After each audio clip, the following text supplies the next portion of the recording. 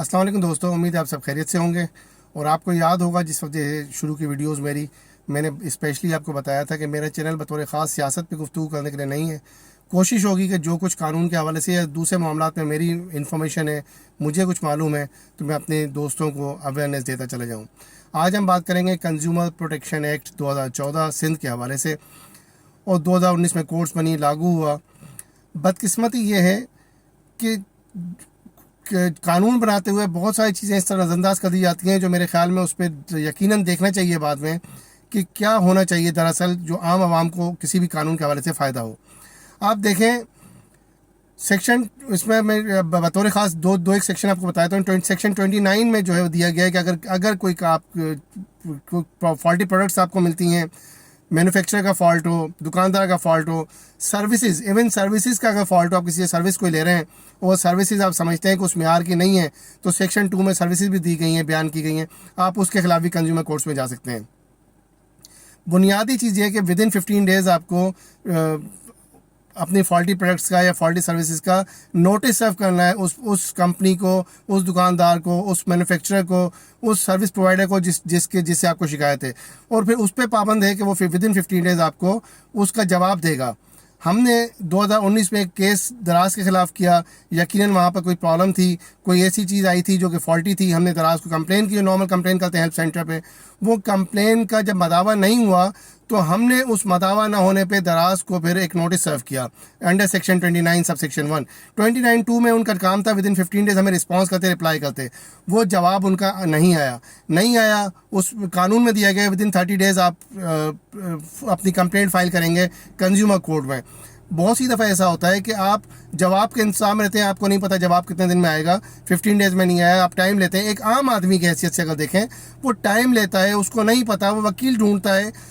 एक वकील जब अपना केस लेके जाता है कोर्ट्स में, तो पता ही चलता है कि 6 महीने साल की जदोजहद के बाद, इंतहाई मेहनत के बाद, सुबह शाम कोर्ट्स के चक्कर खाने के बाद, धक्के खाने के बाद, बड़ी मुश्किल से जब पता चलता है कि वो केस डिसाइड हुआ, जैसे दराज के ख़िलाफ़ हमारा केस डिसाइड हुआ था, तो पता चलता है कि उसके बाद वो हाई कोर्ट में अपील में चले गए। अब वहाँ पर जो फैसला ये दिया मौजूद अदालत ने, वो 50,000 रुपये उनको कहा जी कि आप जो है इनको बतौर हर्जाना अदा करें, 15,000 जो है वो पेनल्टी दी उनको मुल्क के ख़जाने में जमा कराएं, और उनको ये हुक्म जारी किया कि जो प्रोडक्ट फॉल्टी थी उसकी जगह नई प्रोडक्ट दें। अब वो ज़ाहिर एक बड़ी कंपनी थी, वो हाई कोर्ट में चले गए। अब अगर मैं बीइंग एडवोकेट, क्योंकि मेरा ज़ाती मामला था, मैं हाई कोर्ट में चले जाता, मैं फ़ाइट कर लेता, मैं उस केस को लड़ लेता, और वहाँ से भी अगर जीत लेता तो वो सुप्रीम कोर्ट में चले जाते। ला मौला मेरा मकसद को 50,000 रुपये का तो नहीं था। मैं उनको तो सिर्फ ये चाहता था कि जो सर्विसेज में उनका जो फुकदान है, जो उनकी कहीं ना कहीं कोई प्रॉब्लम है सर्विसेज में, उस प्रॉब्लम को दूर कर लें। काफ़ी हद तक उन्होंने दूर की, तो मैंने हाई कोर्ट पे जाके उसको पास होने का, वो अपील आज 4 साल से पेंडिंग है वहाँ पर। अगर वहाँ से मैं जीत भी लेता तो यकीन वो सुप्रीम कोर्ट चले जाते। पूरी एक लॉयर्स की टीम है उनके पास ना। इस तरह हर बड़ी कंपनी के पास, आपको पता है कि वो एक बड़ी प्रॉपर एक लीगल टीम अपनी रखते हैं जो कि इस तरह के मामला देखती है।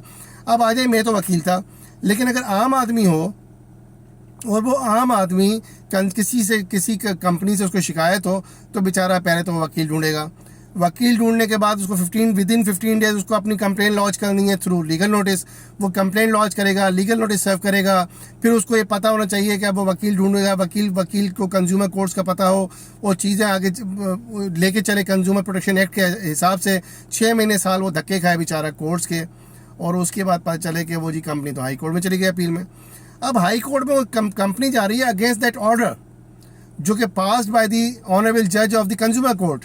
तो मेरे हिसाब से तो कोर्ट्स को जाके अपने ऑर्डर को डिफाइन करना चाहिए वहाँ पर। मैं एक वकील की हैसियत से जो मेरा ख्याल है मैं बयान कर रहा हूँ, उन्हें उसे जज साहब को जाके बताना चाहिए, जज साहब की कोर्ट को जाके बताना चाहिए कि हम ये ऑर्डर देते हुए हमने क्या सोचा, क्या समझा, क्या प्लीडिंग दी सामने। अब पता चलता है कि वो बेचारा जो कंज्यूमर है, जिसने पहले धक्के खाए, उसको प्रोडक्ट फॉल्टी मिली, उसकी सर्विसेज सही नहीं मिली उसको। अब वो जाके हाई कोर्ट में फिर एक और वकील ढूंढे, फिर हाई कोर्ट में जाके उस केस को परसू करे, फिर पता चलता है कि हाई कोर्ट से वो फैसला चले उन कंज्यूमर के फेवर में आ गया, तो वो कंपनी सुप्रीम कोर्ट चली गई। तो पता ही चला कि वो बेचारा सुप्रीम कोर्ट में धक्के खाता रहे। तो इस कंज्यूमर प्रोटेक्शन एक्ट का कहीं कोई फ़ायदा आपको दिख रहा है?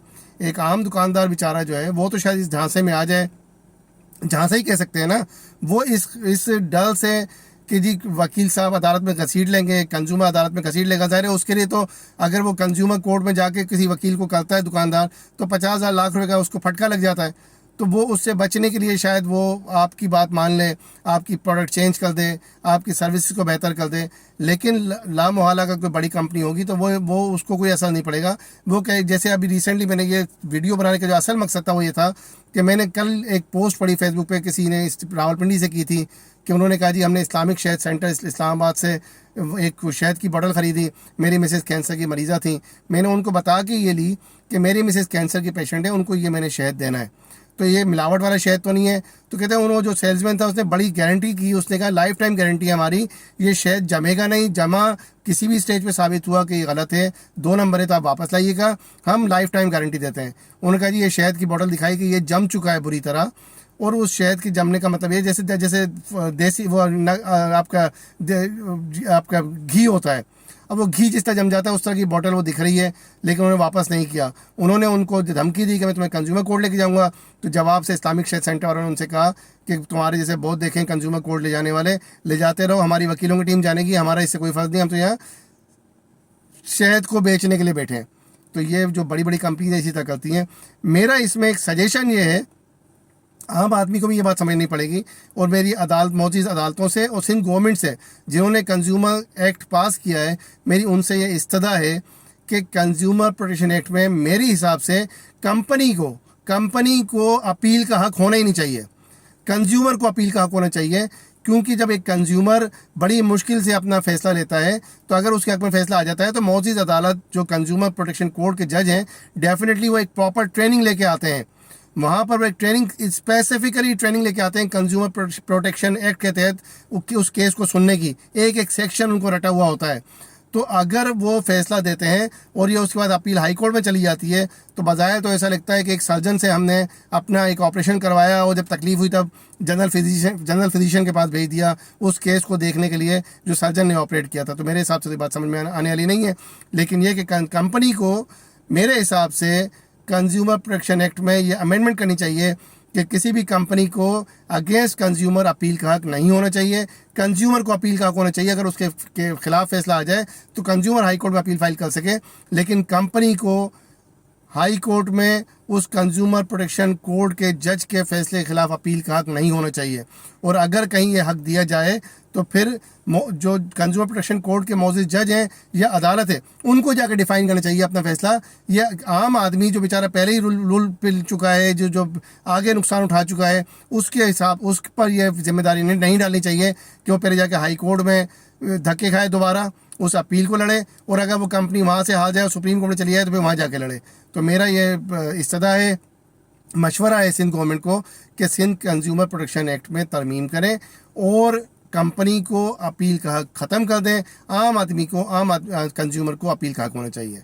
उम्मीद है आप इससे मुस्तफ़ीद भी होंगे और इससे आप यकीनन इत्तेफाक भी करेंगे मेरी बात से। जज़ाकल्लाह खैर। अल्लाह हाफिज़।